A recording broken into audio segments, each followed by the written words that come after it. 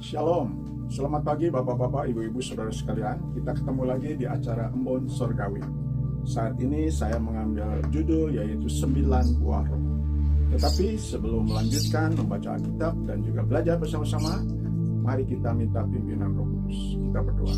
Bapak yang surga, terima kasih Tuhan. Saat ini Kau memberikan kesempatan kembali untuk menyampaikan firman Tuhan. Kiranya urapi hamba-Mu, urapi juga Bapak-Bapak, Ibu-Ibu, dan Saudara sekalian yang diberikan anugerah kesempatan untuk mendengar, untuk belajar, dan juga untuk menyimpan firman Tuhan, dan siap melakukan bukan dengan kekuatan sendiri, tetapi oleh karena Roh Suci yang menolong kami. Terima kasih Tuhan, dalam nama Yesus kami serahkan doa ini. Diambil dari Galatia pasal 5 ayat yang ke-22. Tetapi buah roh ialah kasih, sukacita, damai sejahtera, kesabaran, kemurahan, kebaikan, kesetiaan, kelemah lembutan, penguasaan diri. Nah, itulah 9 buah roh. Kita patut bersyukur. Saya ingat akan ada bibit unggul yang menghasilkan buah yang bagus, yang menguntungkan. Kita juga punya bibit unggul di dalam hati kita, yaitu Roh Kudus yang akan menghasilkan buah roh. Ternyata ada buah roh, 9 buah roh ini.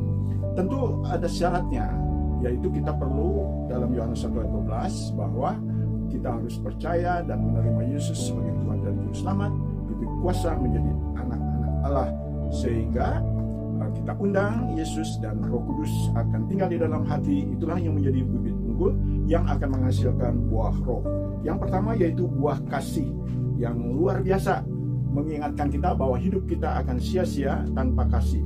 Kasih di sini yaitu kasih agape, kasih pengorbanan yang bukan hanya dimiliki oleh Yesus, tapi Yesus juga berkata, "Akulah kasih."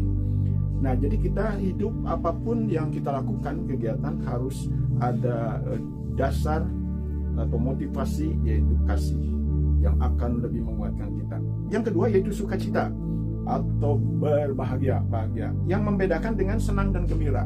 Kalau kita mendapatkan hadiah, tentu kita senang dan gembira. Tapi kalau kita kehilangan hadiah itu, maka kita akan berubah, kecewa, sedih.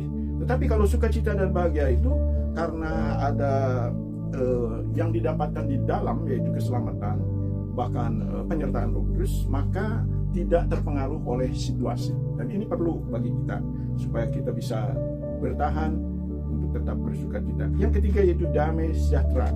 Tuhan sudah menjanjikan damai sejahtera, dan kita yang mengikuti Yesus sebagai Raja Damai, tentu kita suka akan perdamaian.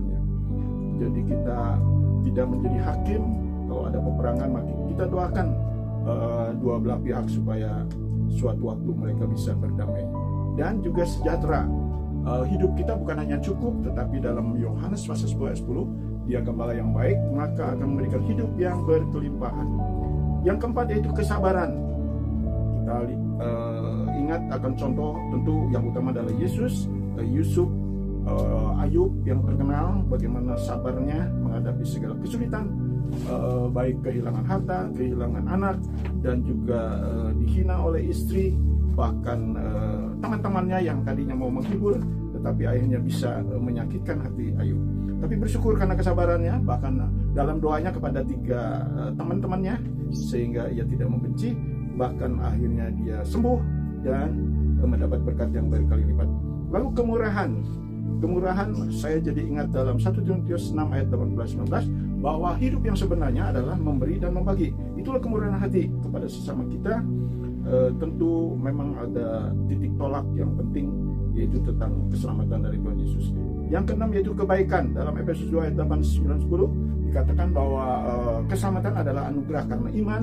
Lalu kemudian kita diciptakan untuk berbuat baik. Jadi dari dahulu, sejak Adam dan Hawa, tujuannya adalah berbuat baik, kebaikan, baik kepada Tuhan maupun juga kepada sesama. Seperti 2 perintah yang penting, yaitu kasihilah Tuhan dengan segenap hati, segenap jiwa, segenap kekuatanmu dan akal budimu, dan kasih sesama seperti diri sendiri.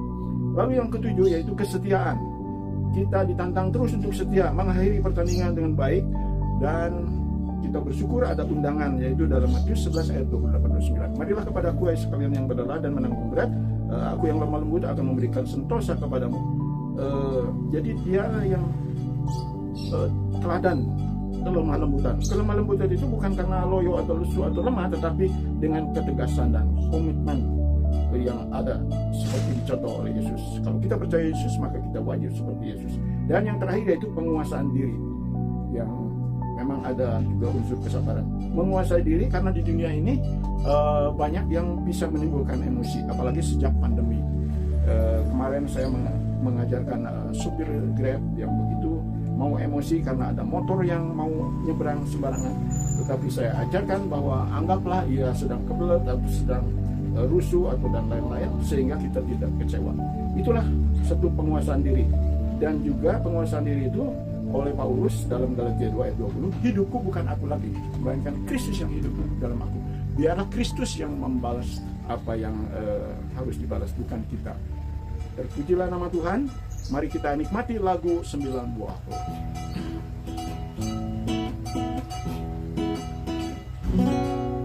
Sembilan buah roh kasih, sukacita, damai sejahtera, kesabaran, kemurahan, kebaikan, kesetiaan, kelemah lembutan, dan akhirnya penguasaan diri. Dan akhirnya penguasaan diri. Mari kita terus sapakanlah, mari kita terus hayatilah, mari kita terus nikmatilah, mari kita terus